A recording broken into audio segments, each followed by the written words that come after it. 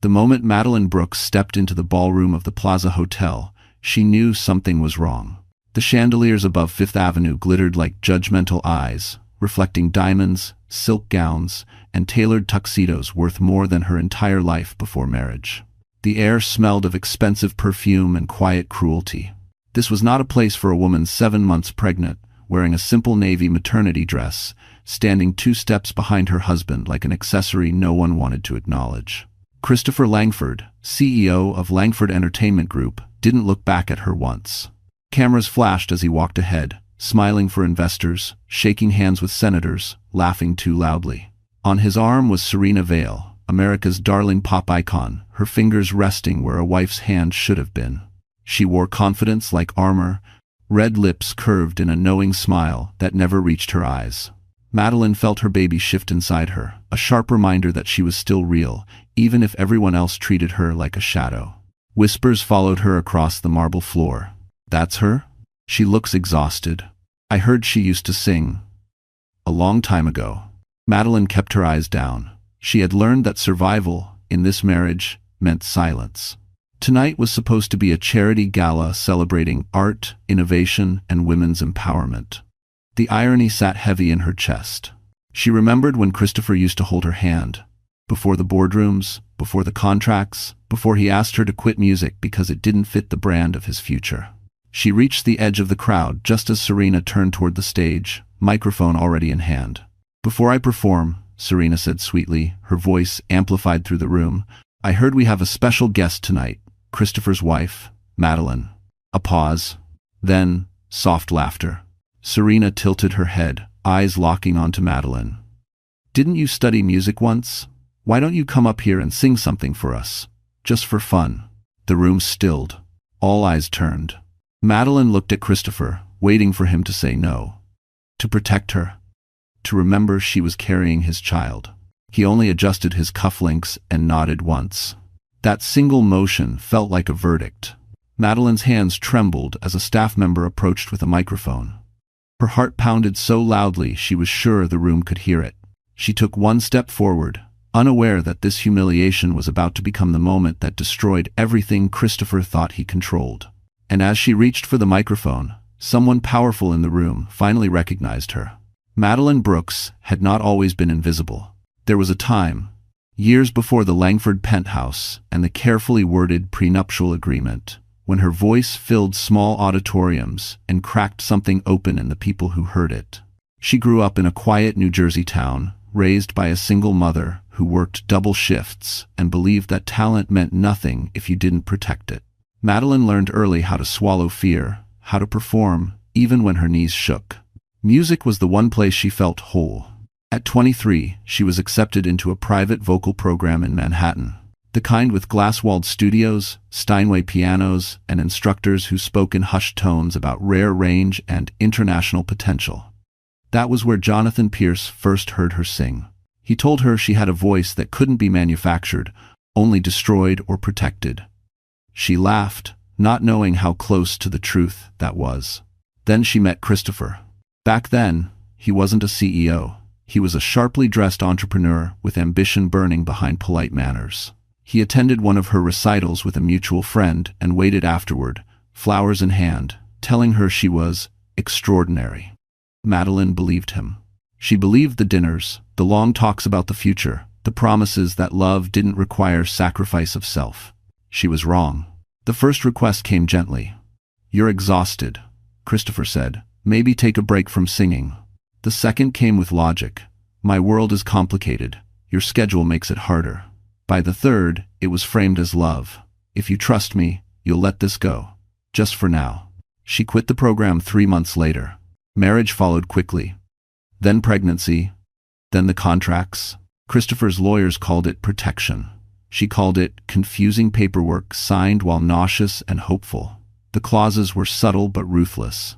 No claim to intellectual property, no public performances without approval, no shared ownership of image or brand. If the marriage failed, she left quietly. And she stayed quiet. As Christopher's company rose, Madeline shrank. She learned which dinners to attend and which to skip, which smiles to wear, which opinions to bury. When Serena Vale entered his orbit, the change was immediate. The late meetings, the guarded phone calls, the way Christopher stopped touching Madeline's stomach when the baby kicked. Still, she told herself it was temporary. That loyalty meant endurance. Tonight shattered that lie. Standing near the stage at the Plaza Hotel, Madeline felt years of erasure pressing down on her chest. This wasn't just humiliation. It was a public declaration that she had no value outside the role Christopher allowed her to play. She glanced around the room, at faces lit with curiosity instead of concern. At Serena, calm and predatory. At her husband, composed, already distancing himself. Madeline inhaled slowly, steadying her breath the way she used to before performances. Not because she wanted to sing, but because something inside her refused to disappear quietly again. She didn't see Jonathan Pierce yet. She didn't know the sound system had been altered. She only knew that the silence stretching across the ballroom felt dangerous, and that once she opened her mouth, there would be no way to return to who she had been before this night. And as she stepped toward the stage, the man who taught her voice its true worth finally looked up in recognition. Serena Vale had mastered the art of control long before she stepped onto that stage. To the public, she was America's sweetheart, with a razor-sharp voice and a carefully rehearsed vulnerability that sold out stadiums. To the industry, she was a calculated force who knew exactly when to smile, when to cry, and when to destroy someone without ever raising her voice. Tonight, wrapped in a couture gown that shimmered under the lights, Serena looked every bit the untouchable star. She watched Madeline from the stage with open amusement. The pause she created after calling Madeline's name was deliberate. Silence was her favorite weapon. It allowed the room to lean in, to judge, to measure the worth of the woman standing frozen near the edge of the crowd. Serena could feel the shift in energy, the curiosity turning sharp, the pity souring into something crueler. She leaned toward the microphone again. "Don't be shy," Serena said lightly. "We're all friends here. And I hear pregnancy makes emotions stronger. Music should come from emotion, right?" Soft laughter rippled through the ballroom. Madeline felt her face burn. The words were polite, but the message was clear. This was not an invitation. It was a command wrapped in charm. She looked once more at Christopher, searching for any sign of hesitation. He gave her none. His expression was calm, professional, almost relieved that the attention was no longer on him. That was when Madeline understood. This wasn't about Serena's ego alone. Christopher had allowed this because it benefited him. If Madeline embarrassed herself, it reinforced the narrative he had quietly built that she was fragile, outdated, no longer relevant. A liability he tolerated out of obligation, not love. Serena turned to Christopher with a smile meant only for him. "You don't mind, do you?" she asked, though the answer was already decided. "Of course not," he replied smoothly. "If Madeline wants to." The word "wants" landed like an insult. A stage assistant approached Madeline, holding out a microphone with a practiced, sympathetic look. Madeline's fingers closed around it before she could think. The weight of it felt unfamiliar, heavier than she remembered, like something borrowed from a past life she was no longer allowed to claim. As she took her first step toward the stage, she noticed Serena signal subtly to the sound technician. It was quick, almost invisible, but not accidental. Madeline didn't know what it meant yet, only that Serena's smile widened in satisfaction. From the front row, several investors leaned back in their chairs, interest sharpening. Phones were already lifting, ready to capture whatever happened next. Not because they cared about Madeline, but because humiliation was entertaining when it belonged to someone else. Madeline reached the stage and stood beneath the lights, the heat pressing down on her skin. Her heartbeat thundered in her ears.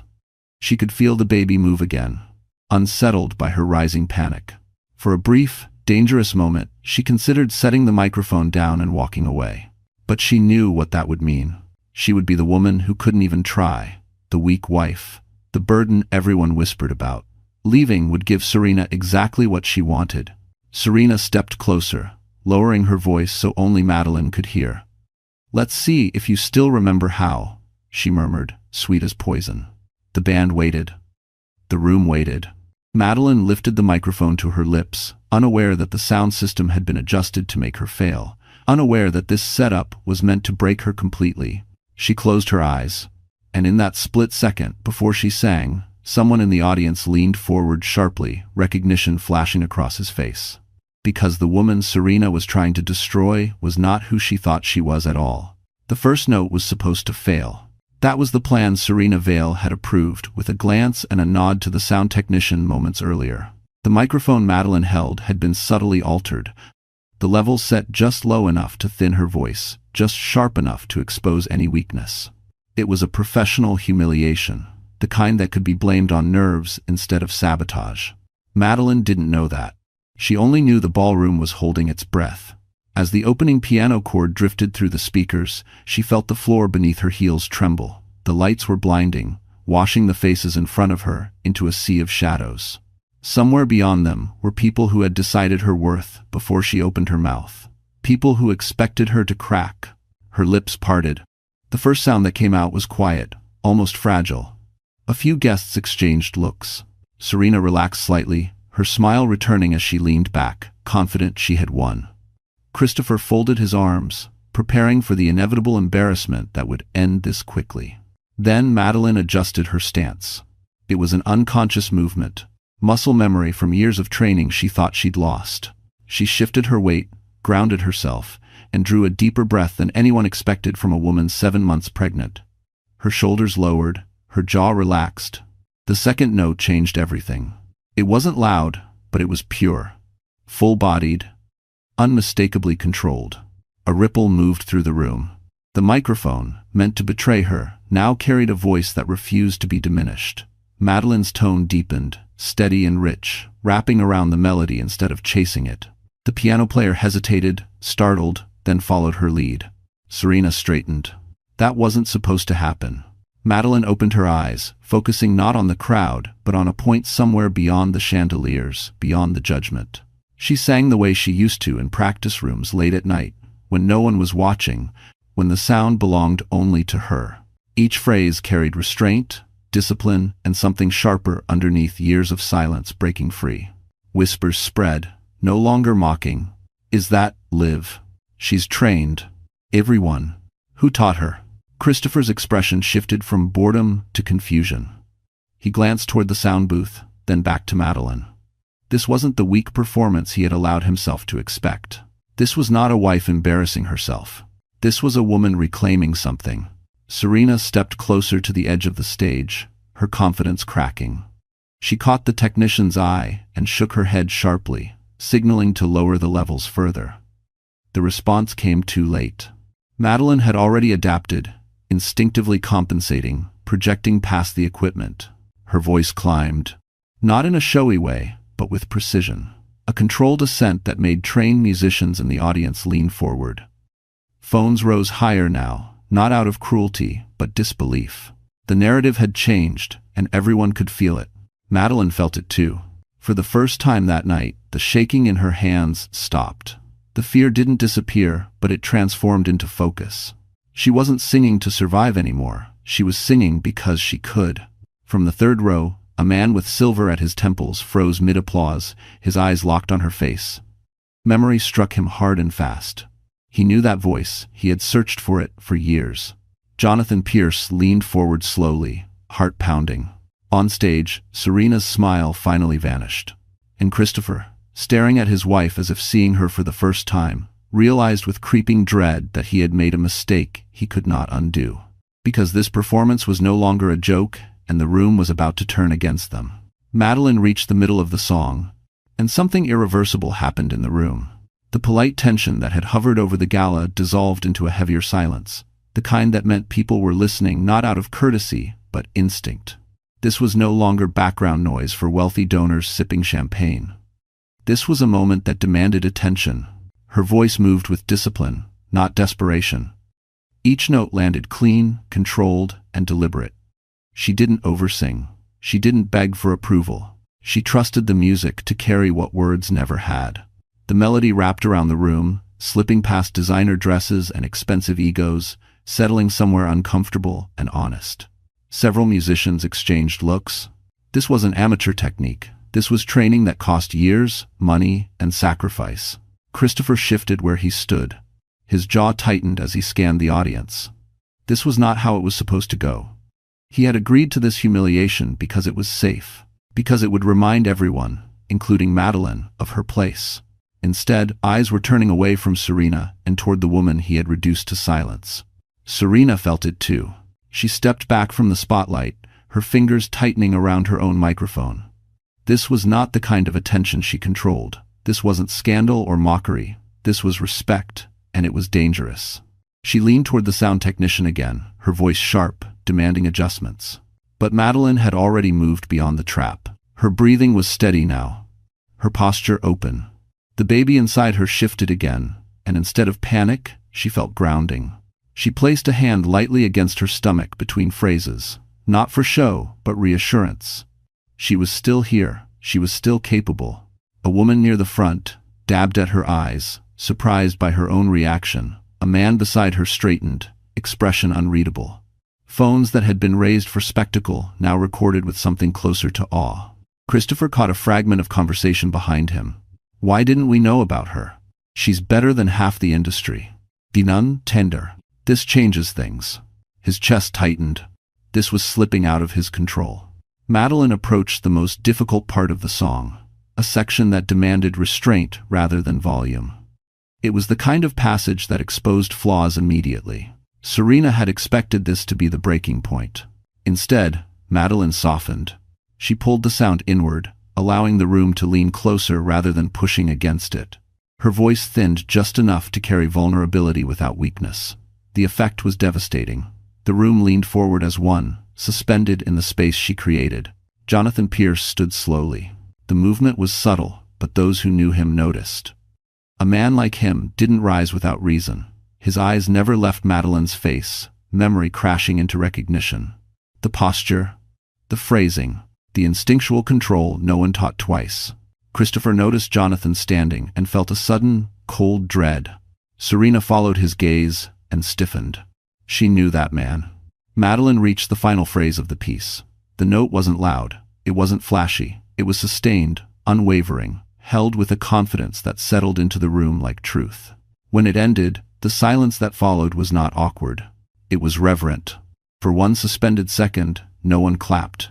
No one breathed. Then Jonathan Pierce brought his hands together, slow and deliberate. The sound echoed like a signal. And with that single clap, the balance of power in the room began to shift. The applause didn't come all at once. It started unevenly, scattered through the ballroom like raindrops testing the ground. One table, then another, then a ripple that spread faster than Serena Vale could stop it. Within seconds, the sound filled the space, rising to a standing ovation that felt less like celebration and more like acknowledgement. Madeline stood frozen, microphone still in her hand. Her chest rose and fell as she tried to process what had just happened. Her ears rang, not from the volume, but from the sudden absence of fear. For the first time in years, no one was looking at her as Christopher Langford's wife. They were looking at her as something else. Someone else. Jonathan Pierce's applause was different. He clapped slowly, deliberately, his eyes never leaving Madeline's face. With each measured strike of his palms, memories sharpened. A young woman in a rehearsal room, barefoot on a scuffed wooden floor. A voice that had made him cancel meetings. A talent he had warned could disappear if mishandled. He moved forward, ignoring the murmurs spreading around him. People noticed. They always did when Jonathan Pierce shifted direction. Board members leaned toward one another. Investors whispered. Phones turned, recording not Madeline now, but the man approaching the stage. Christopher felt it like a pressure in his chest. Jonathan Pierce was not supposed to be here tonight. He was a silent partner, a distant investor, a name Christopher referenced when it benefited him and avoided when it didn't. The man rarely attended public events, and when he did, he never involved himself in spectacle. Him standing up, walking toward the stage, meant something was very wrong. Serena's fingers curled into her palm. She recognized the danger too late. Jonathan stopped a few feet from Madeline, close enough for her to see the intensity in his eyes. Not judgment, not pity, recognition. Something about it made her throat tighten. You kept your breath support, he said quietly, his voice carrying just enough to reach the nearest tables. Even under pressure. Madeline blinked, stunned. She hadn't heard anyone speak to her like that in years, like a professional, like an equal. I had to, she replied, her voice barely steady, or I would have fallen apart. Jonathan gave a short nod, almost a smile. You didn't. A murmur rippled outward. Christopher stepped forward, forcing a laugh that didn't reach his eyes. "Jonathan, this is quite a surprise," he said smoothly. "We were just having a bit of fun." Jonathan turned slowly. The room went quiet again. "Fun," Jonathan repeated, tasting the word. "Is that what you call setting someone up to fail?" Christopher's smile stiffened. "I don't know what you're implying."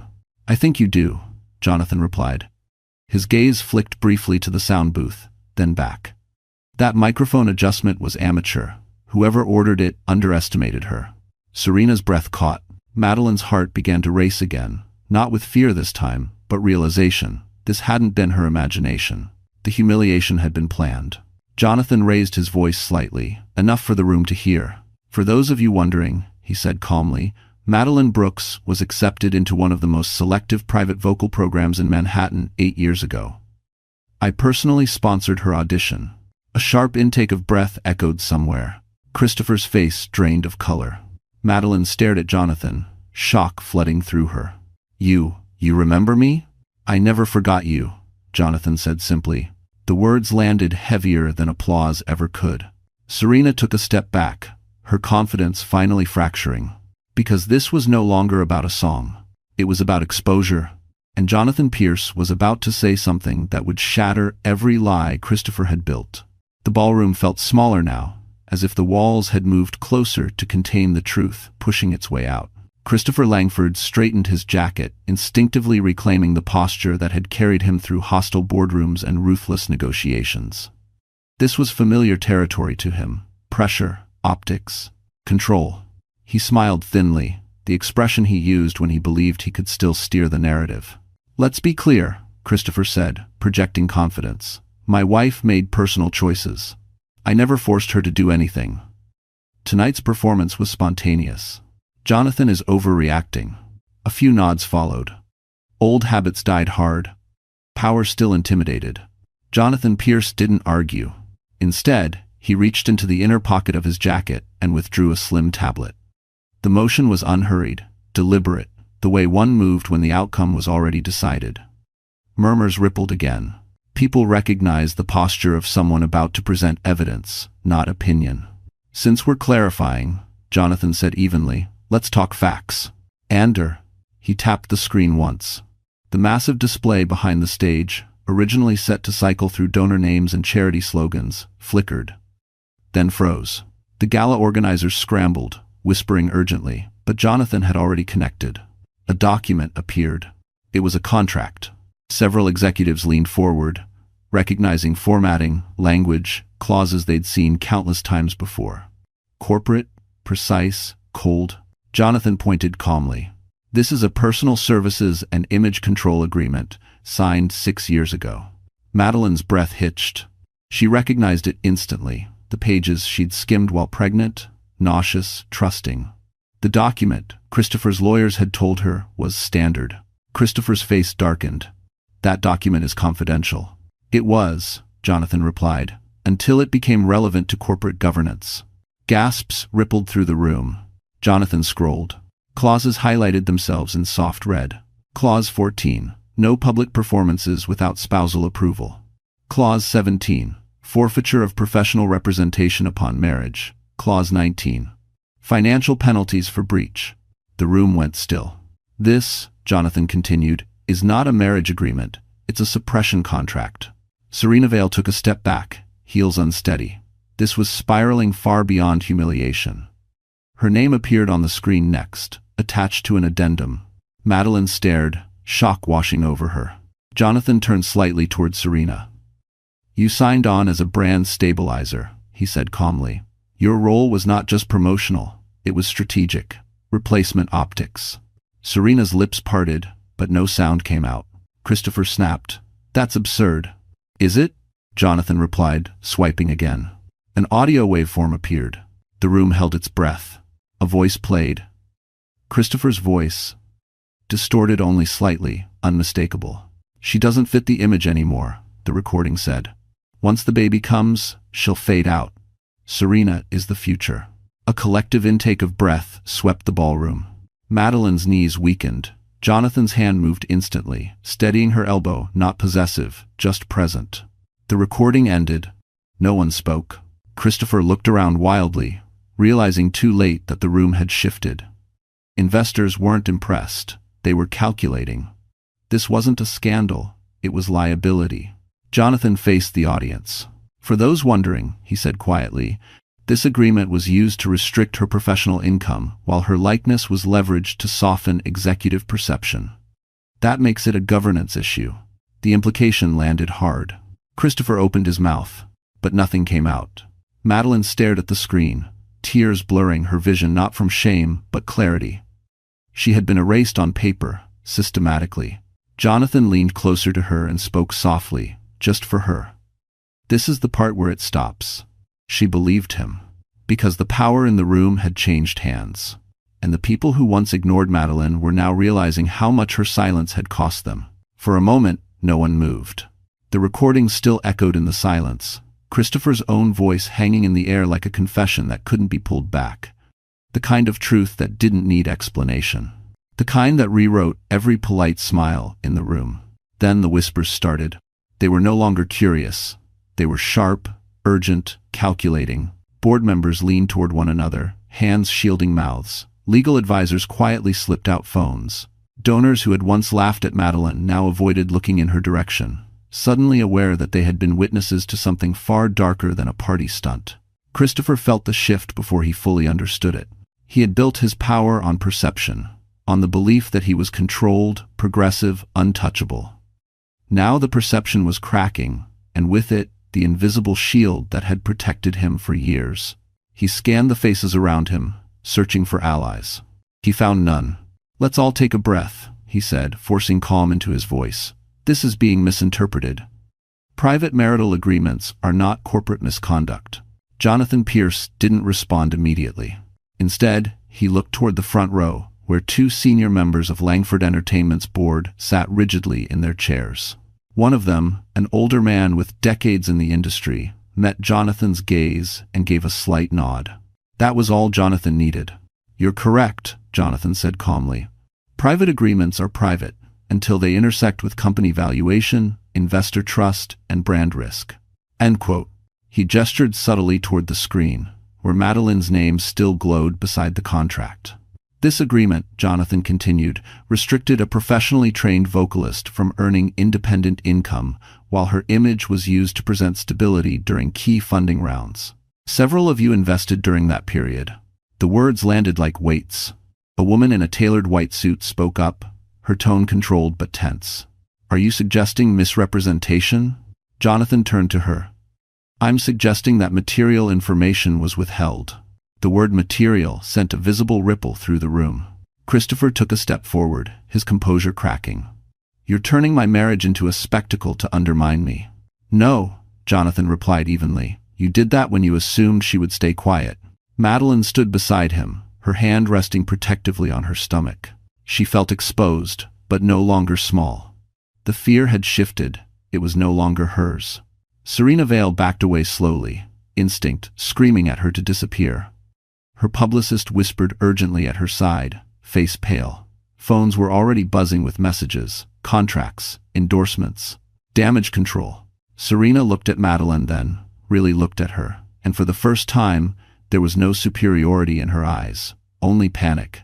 A man near the stage cleared his throat. "As an investor," he said carefully, "I'd like to know whether this opens us to litigation." Jonathan answered without hesitation. "That depends on how quickly the board acts." Every head turned. Christopher felt something cold settle in his chest. "This is insane," he snapped. "You can't do this here." Jonathan finally raised his voice, not loud, but firm enough to cut through the chaos. "This is exactly where it happens, in front of the people who matter." He turned to Madeline. "You were told silence was loyalty," he said, "but silence was leverage. And tonight, that leverage is gone."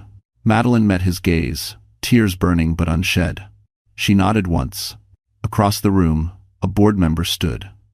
Then another. Christopher watched them rise, one by one, and realized the truth too late. This wasn't about humiliation anymore. This was about removal. And the empire Christopher built was beginning to collapse under the weight of his own decisions. The boardroom instincts kicked in fast. What had begun as a glittering gala now felt like an emergency meeting held in evening wear. voices overlapped in tight, urgent tones. Legal language replaced champagne chatter. Christopher Langford stood at the center of it all, suddenly aware that the room no longer revolved around him. He tried once more to regain control. "Everyone needs to calm down," Christopher said, lifting his hands slightly, the same gesture he used during market dips and PR scares. "This is being blown out of proportion. Personal matters are being weaponized." No one answered him. Instead, a woman from the board someone Christopher had personally recruited turned to Jonathan Pierce. "If this agreement restricted independent income while presenting spousal stability during fundraising," she asked carefully, "that exposes us." "To us, right?" Jonathan nodded once. "Yes." Another board member spoke. "And the audio?" "Authenticated," Jonathan replied. "Time-stamped. Verified." Christopher felt the floor shift beneath him. Madeline watched silently as the conversation moved around her, about her, because of her. For years, decisions had been made over her head. Tonight, those same people were realizing she was the missing variable they had never accounted for. Serena Vale was no longer part of the circle. She stood near the edge of the ballroom with her publicist, eyes darting, whispering furiously. Her phone buzzed nonstop, messages stacked, meetings canceled. When she looked toward Christopher, she didn't see partnership anymore, only liability. And when she looked at Madeline, she looked away just as quickly. Christopher noticed. Something sharp flickered through him. "You're enjoying this," he said to Madeline under his breath as he stepped closer. "You wanted this chaos." Mistress. Madeline met his eyes steadily. Her voice was calm, quieter than his, but firm. "No, I wanted to be left alone. You didn't allow that." Jonathan shifted slightly, positioning himself between them without touching either. The message was clear. A senior board member cleared his throat. "We need to suspend public proceedings and convene immediately," he said. "Tonight." Christopher's head snapped up. "Suspend what?" "The executive vote," the man replied. "Effective immediately. Thanks for watching." The words hit like a physical blow. "You can't be serious," Christopher said. "This is my company." "It's a public company," another board member corrected. And perception just became risk. Around them, phones were already lighting up with breaking headlines. Whispers of removal and investigation floated through the room like sparks. Madeline felt her breath catch not in fear, but disbelief. She hadn't come here to destroy him. She had come prepared to survive humiliation. Instead, truth had done what endurance never could. Jonathan turned to her. "I need you to understand something," he said quietly. "None of this happens unless they believe you matter." She nodded, tears finally slipping free. "I didn't plan any of this." "I know," he said. "That's why it's working." Across the ballroom, Christopher stood alone now. No hand on his arm, no supportive nods, just distance, the kind that formed when power evaporated. A board member spoke again. "Christopher Langford, you are temporarily relieved of executive authority pending review."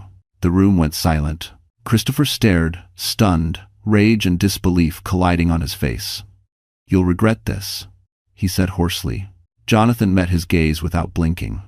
"No," he replied, "you will." Madeline placed a hand over her stomach, grounding herself as the world shifted around her. Because this was no longer a scandal. It was a reckoning. And as the board escorted Christopher away from the center of the room, Madeline realized this was only the beginning of what truth would take back. News doesn't wait for permission. By the time Christopher Langford was escorted away from the center of the ballroom, the first alerts had already hit phones across Manhattan. Headlines formed in real time, half-written but dangerous enough to detonate reputations. A CEO suspended. A hidden contract. A pregnant wife forced into silence. The story had teeth, and it was hungry. Madeline felt the shift before she saw it. People who had ignored her minutes earlier now watched her with careful distance. Not admiration. Not pity. Assessment. The kind reserved for someone whose presence might soon matter. Conversations lowered when she passed. Eyes followed her steps. Jonathan stayed close, not crowding her, just enough to signal that she was no longer alone in this space. Serena Vale was unraveling. Her publicist spoke rapidly into a phone, voice tight, face pale. A manager joined them, then another. Serena stood rigid, her face frozen in a mask that no longer convinced anyone. She had built her career on controlling narratives. Tonight, the narrative had slipped out of her hands. Her phone buzzed again. She glanced down, and the color drained from her face. One sponsor, then another, then silence where offers used to be. She looked toward Madeline, panic sharpening into resentment. "This is your fault," Serena hissed under her breath as she passed. "You planned this." Madeline didn't raise her voice. "No," she said evenly. "I survived it." The words landed harder than shouting ever could. Across the room, board members had clustered together, no longer pretending this was a social event. Legal counsel arrived, jackets on, expressions grim. This wasn't damage control anymore. It was containment. Jonathan watched it all with measured calm.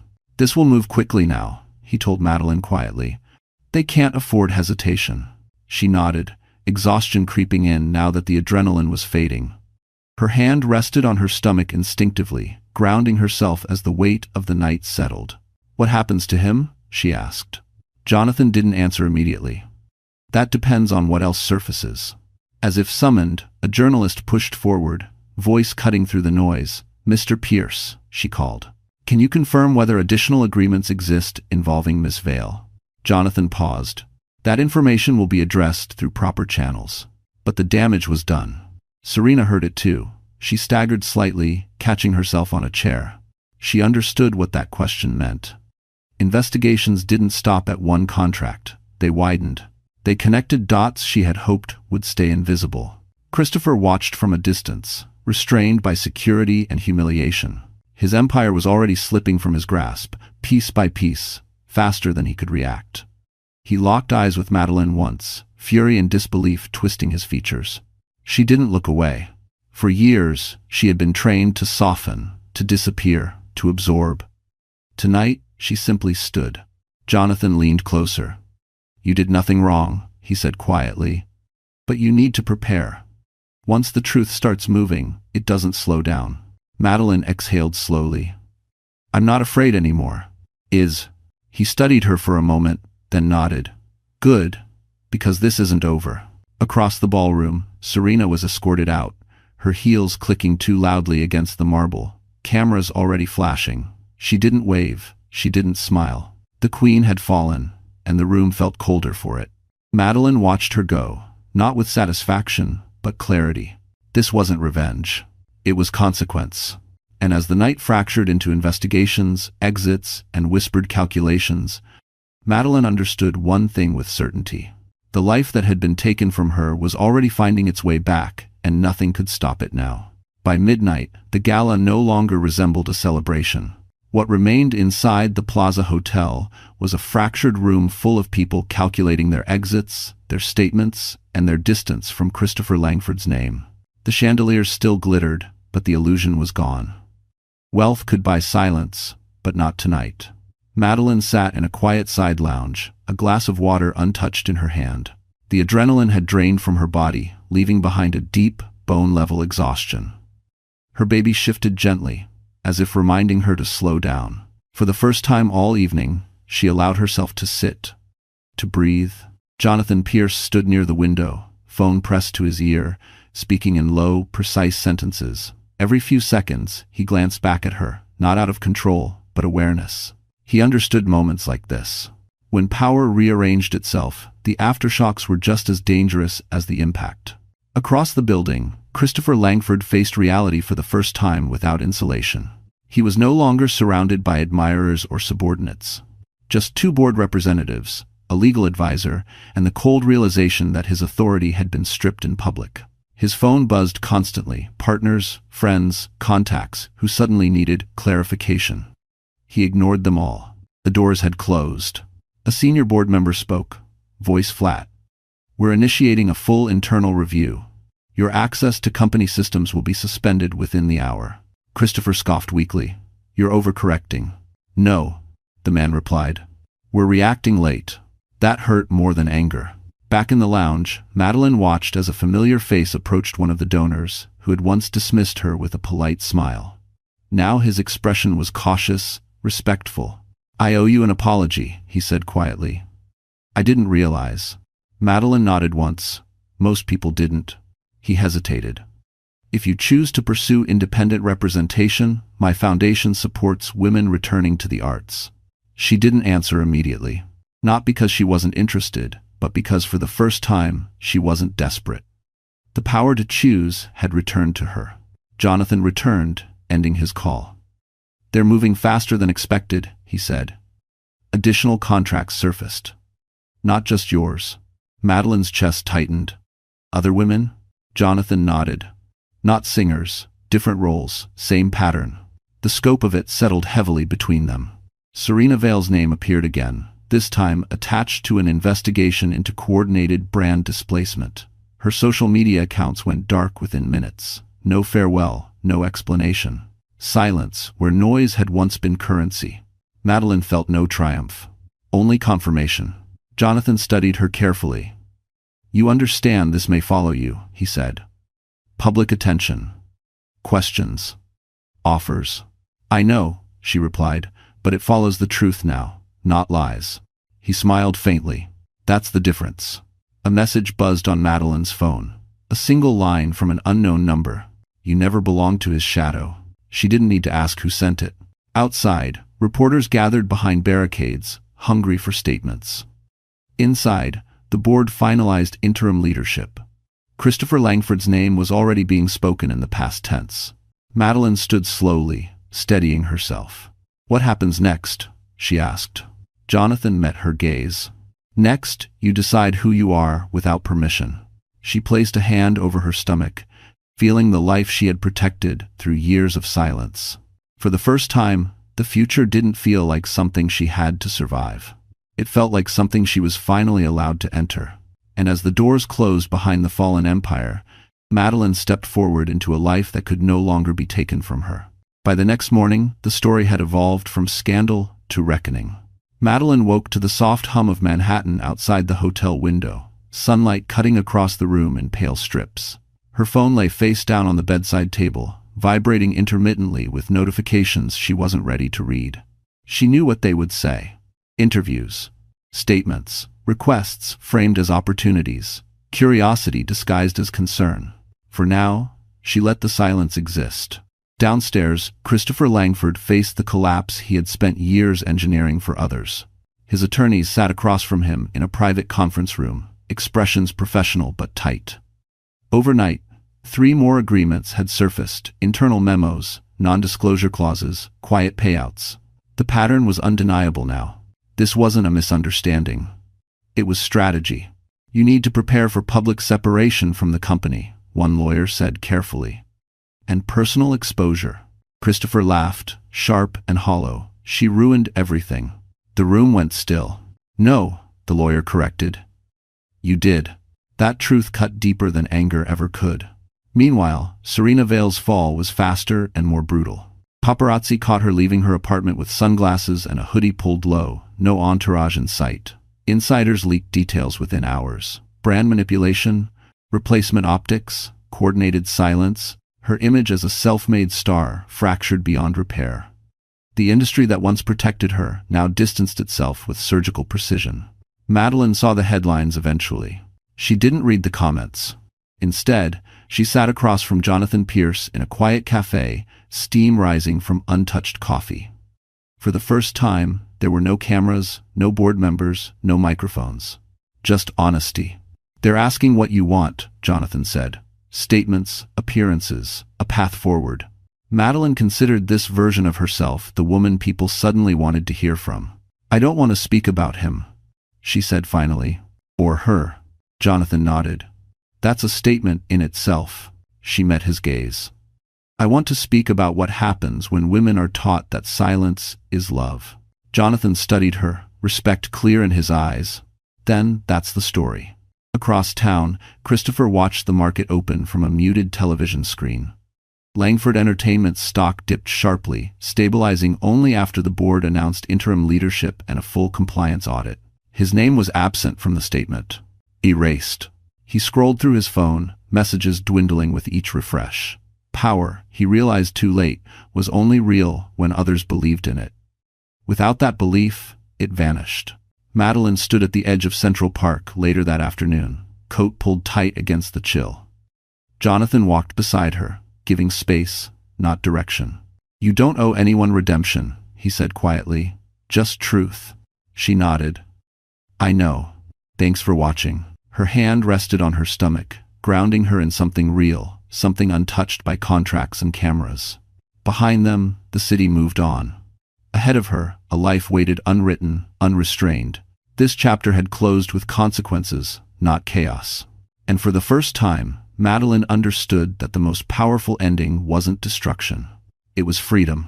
Because when the masks fell, the only thing left standing was who she truly was, and that was more than enough. The days that followed were quieter, but heavier. Madeline moved out of the hotel and into a temporary apartment, arranged discreetly through Jonathan's office. It overlooked a narrow street in Manhattan, far from red carpets and cameras. The furniture was minimal, the silence unfamiliar. For the first time in years, no one told her where to be, what to wear, or how to smile. That freedom came with a cost. At night, when the city softened into distant sirens and muted traffic, the weight of everything she had endured pressed in. The contracts, the years of self-doubt, the moments she had apologized for existing too loudly. Trauma didn't disappear just because justice arrived. She woke from restless sleep more than once, hand pressed to her stomach, heart racing. Her doctor warned her gently about stress, about the importance of stability now. Madeline listened. She had spent too long ignoring her body for the comfort of others. Jonathan checked in without hovering. Some days, it was a text. Other days, a short call. Never demands, never pressure. He understood power, but more importantly, he understood restraint. Meanwhile, the fallout continued. Langford Entertainment formally removed Christopher from all executive roles. His access revoked, his signature voided. Former allies released carefully worded statements distancing themselves from him.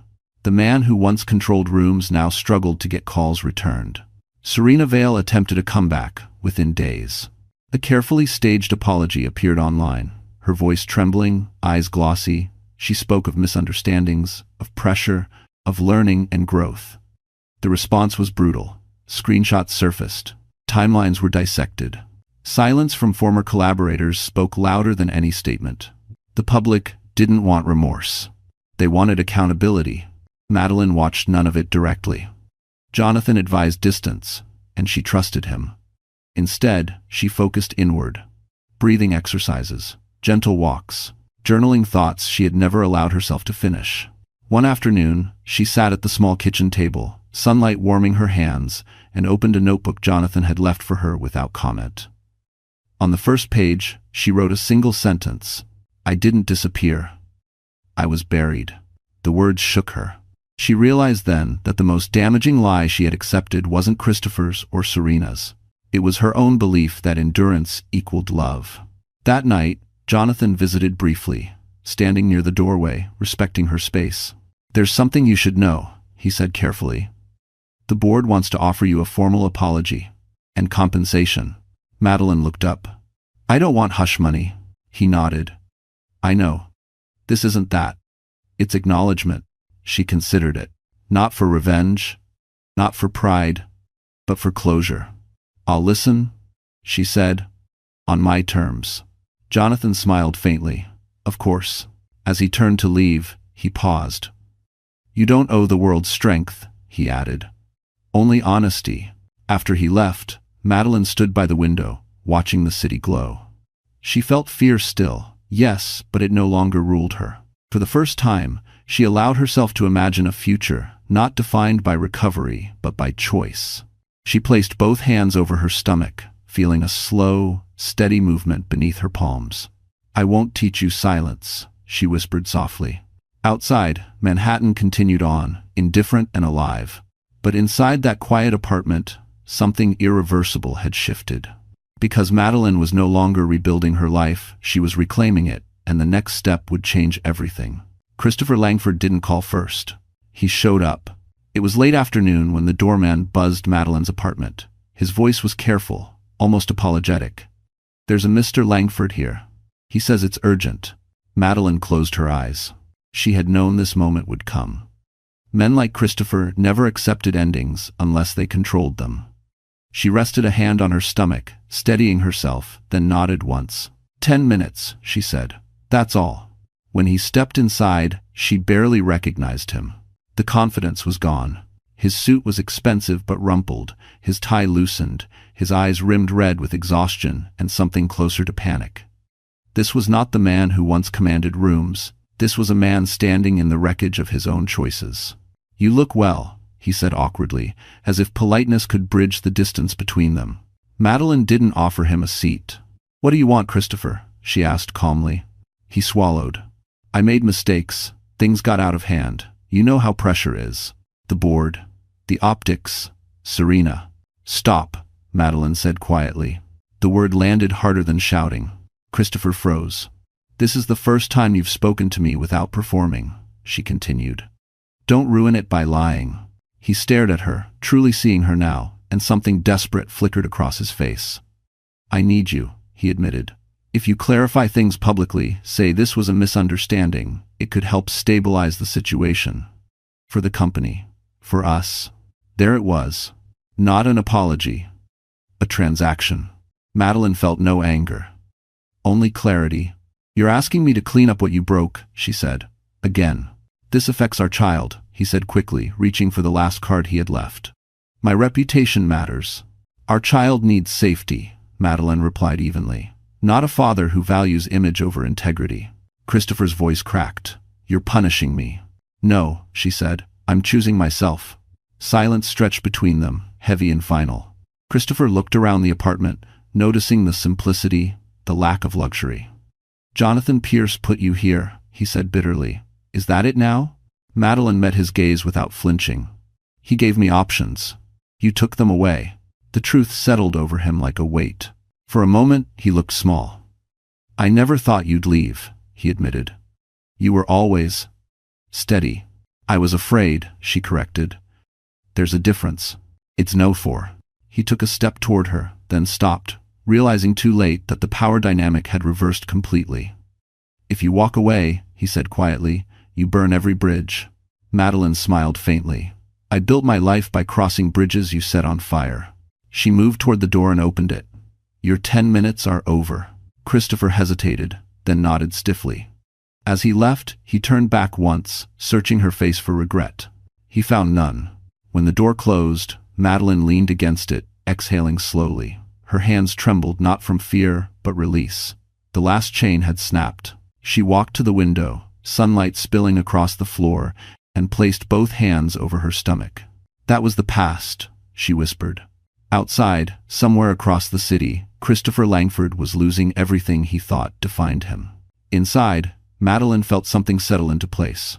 Because the man who once erased her had just realized she no longer needed him, and what came next would be entirely on her terms.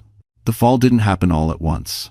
It came in waves, each one quieter than the last, each one stripping Christopher Langford of something he once believed was permanent. First, the board finalized the suspension. Then came the internal audit. Then the partners began to withdraw, not loudly, not dramatically, but efficiently. The kind of retreat that left no room for negotiation. Madeline learned about it the same way everyone else did. A headline flashed across her phone as she sat in a doctor's waiting room, hands folded over her stomach, listening to the steady rhythm of her child's heartbeat through the thin wall. Langford Entertainment announces, interim CEO, founder steps aside pending investigation. She didn't flinch.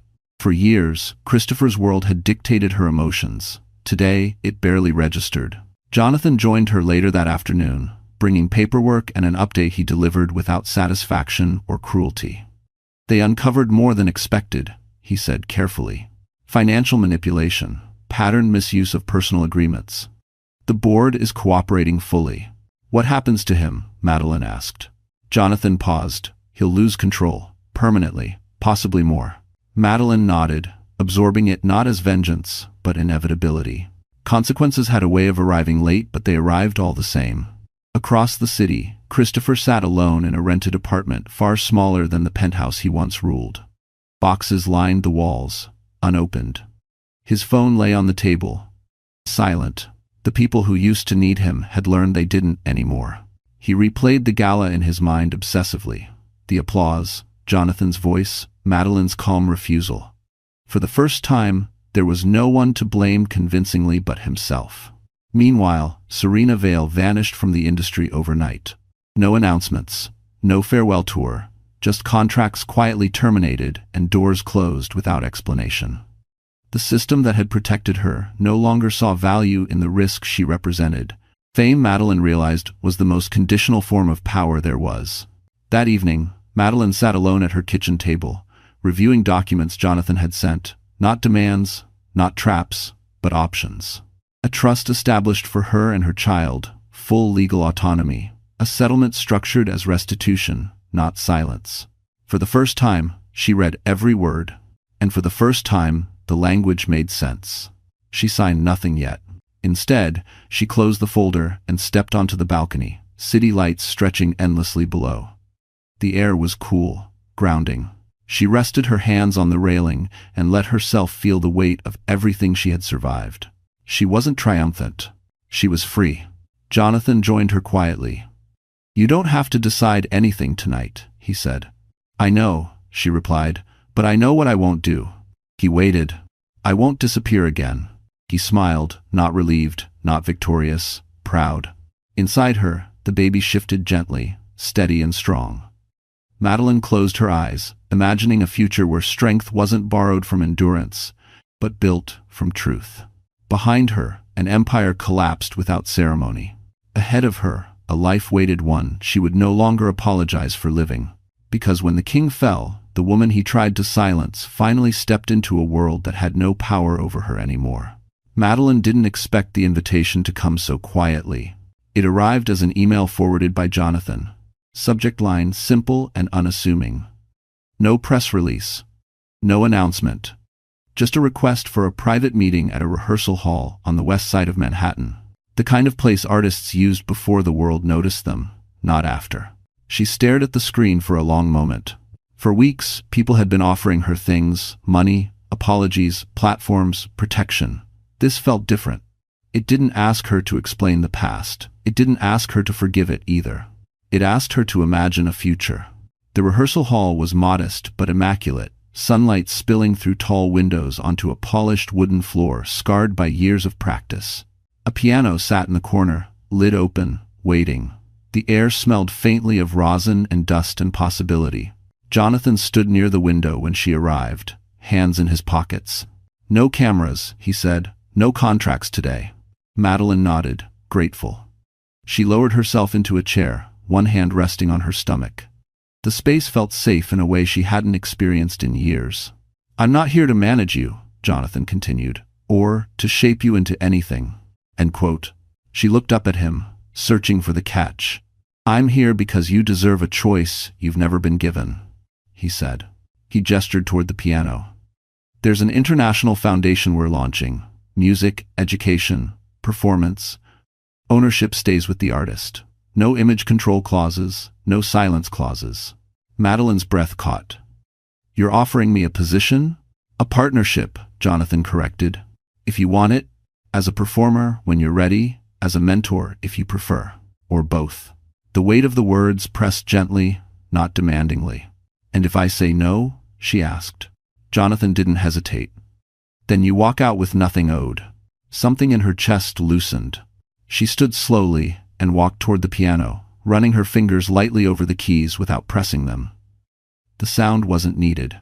The gesture alone brought back memories, practice rooms, missed chances, a younger version of herself who thought giving everything away was the price of love. "I don't want to be saved," she said quietly. Jonathan met her gaze. "I know. That's why I'm not offering rescue." Silence settled between them, comfortable and respectful. Madeline closed her eyes and imagined her child years from now, watching her from the audience. Not as a symbol, not as a headline, just as a mother who didn't disappear. "I can't commit to anything until after the birth," she said finally. "And I won't perform for pity or spectacle." Jonathan smiled. "Good. I wouldn't let you." She turned from the piano, a small smile forming despite herself. "Then I'll say this," she said. "I'm interested. Not yes. Not yet, but open." Jonathan extended his hand, not to seal a deal, but to acknowledge her agency. She shook it, steady and sure. As she left the rehearsal hall, sunlight warmed her face, and for the first time in years, the future didn't feel like a negotiation.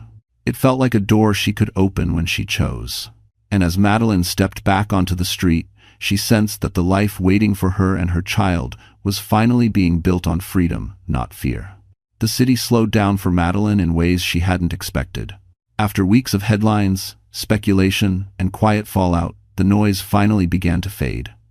Not because people stopped talking, but because something newer always replaced yesterday's outrage. Scandals moved on. Markets adjusted.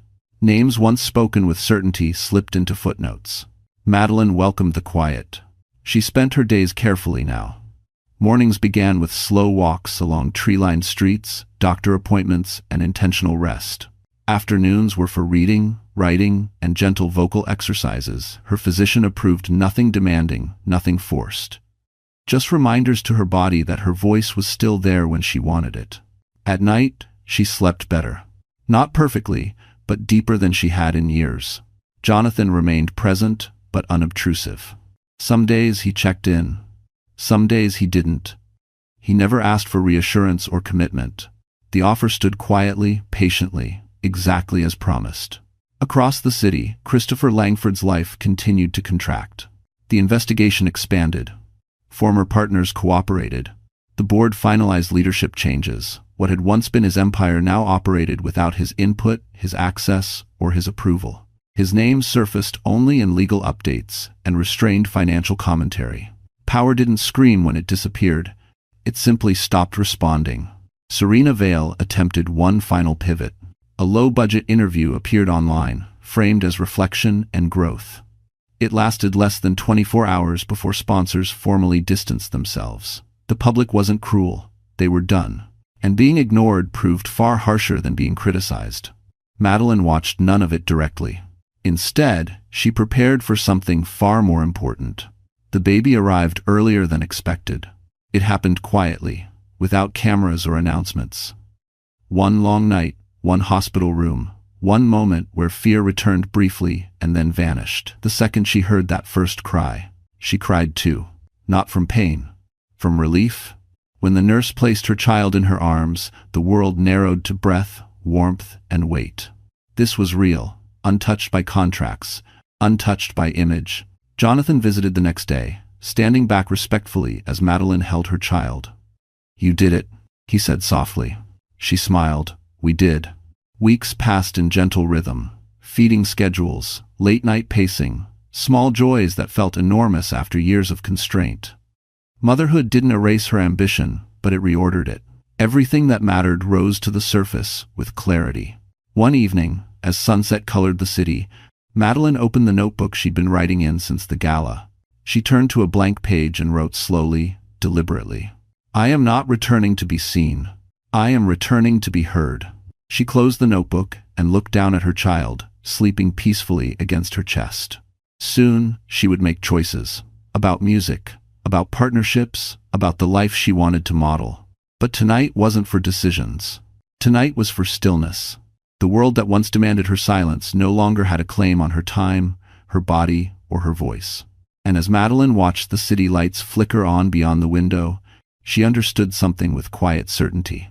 This was not the end of her story. It was the first chapter she would write without fear. The announcement didn't come through tabloids or breaking news banners. It appeared quietly on a respected Arts Foundation website, shared first among musicians, educators, and people who actually understood the weight of it. A single line, simple and understated. Madeline Brooks will return to the stage for a limited performance series supporting maternal health and arts education. No mention of scandal. No reference to Christopher Langford. No explanation owed. Still, the reaction was immediate. Within hours, invitations flooded in. Not desperate publicity grabs, but measured, respectful requests. Concert halls. Universities. Cultural institutions that valued credibility over spectacle. People who had waited years for a voice they never knew had been silenced. Madeline read them slowly, deliberately. She didn't rush. Jonathan sat across from her at the dining table, documents neatly stacked but untouched. Her child slept in the next room, the soft rhythm of breathing grounding her. "You don't have to do all of this," Jonathan said gently. Or any of it. I know, she replied. That's why I want to. End quote. Across the city and far from her thoughts, Christopher Langford's final reckoning arrived. The investigation concluded with findings that left no room for reinterpretation. Breach of fiduciary duty, misuse of personal agreements, ethical violations. The board issued a formal statement severing all remaining ties. His name was removed from company materials, historical records quietly revised. He watched the announcement alone. No anger this time.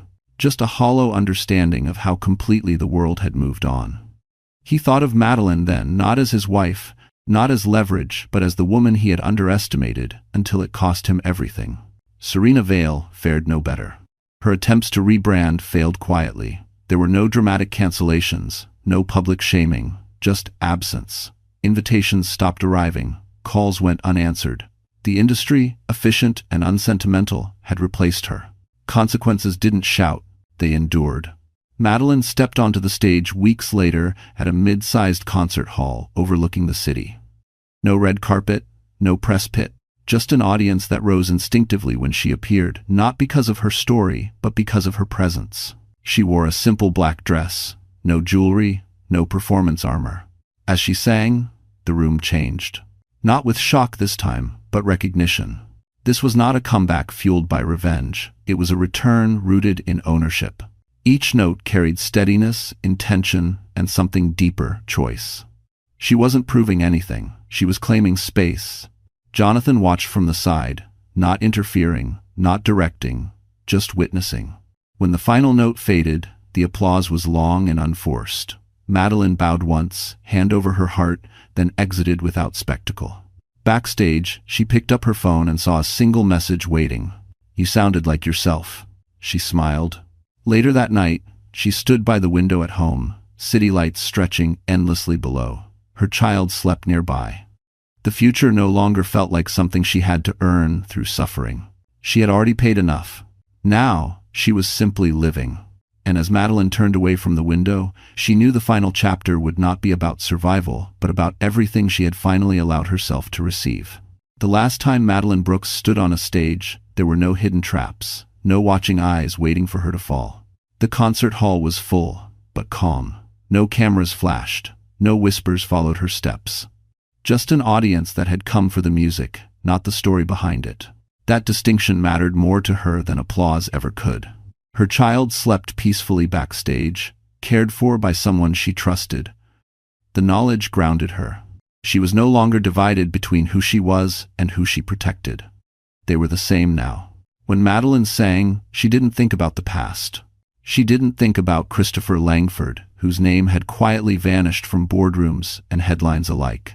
After the final ruling, he faded into professional obscurity, burdened by investigations and settlements that followed him wherever he tried to rebuild. No interviews, no redemption arc, just consequences he could not escape or outsource. She didn't think about Serena Vale either. The industry moved on without ceremony. New voices filled the space Serena once occupied. Her influence evaporated, not in scandal, but in irrelevance. The punishment she feared most arrived exactly as it should have, complete silence. Madeline sang for herself. Each note carried ownership, not endurance. She wasn't reclaiming a dream. She was living one that had never truly died. After the final performance, she didn't rush away. She stayed, greeting musicians, thanking organizers, holding her child with a quiet smile. The life she now lived wasn't loud, but it was real. Later that night, she stood on her apartment balcony, city lights stretching endlessly below. Jonathan Pierce joined her. Not beside her, but slightly behind where support belonged. You're free, he said simply. Madeline nodded. I know. They didn't need to define what they were becoming. There was no rush, no imbalance, no power to negotiate. Just respect that grew naturally, like trust rebuilt from solid ground. She looked down at her child, then back at the city. I used to think happiness meant being chosen, she said quietly. Now I know it means choosing myself. Jonathan smiled, saying nothing. He understood. In the months that followed, Madeline built a life that didn't require explanation. She performed selectively. She mentored quietly. She raised her child without fear that love came with conditions. The world that once silenced her had moved on. She had not. And that was the difference. There were no loose ends left behind, no unresolved debts, no shadows reaching for her future. The past had closed cleanly, exactly where it belonged. Madeline Brooks was no longer someone's wife, someone's problem, or someone's secret. She was a woman who survived, stood up, and walked forward without looking back. And as she closed the door on that final night, holding her child close, she knew with complete certainty this story had ended exactly where it should have. So the story has come to an end. And if you're still here with us right now, truly still here, then something in this journey has touched your heart in a quiet but real way. Maybe you saw a part of yourself in Madeline. Maybe you recognized the feeling of staying silent too long, of shrinking to survive, of believing that endurance was the same as love. The lesson of this story isn't about revenge or winning. It's about reclaiming yourself. The Stoic philosopher Marcus Aurelius once wrote, "You have power over your mind, not outside events. Realize this, and you will find strength." Healing begins the moment we stop asking the world for permission to exist as we are. It begins when we choose dignity over fear, truth over comfort, and self-respect over approval. Life will test us with unfairness, with people who benefit from our silence, but as Epictetus reminded us, no one can harm you without your consent. The moment you stop consenting to being diminished, everything changes. If this story resonated with you, if it stirred something you've been carrying quietly, please take a second to like this video. Share it with someone who might need to hear it tonight. And don't forget to subscribe to our channel. Your support helps us keep telling stories that heal, awaken, and remind us all. You are allowed to choose yourself.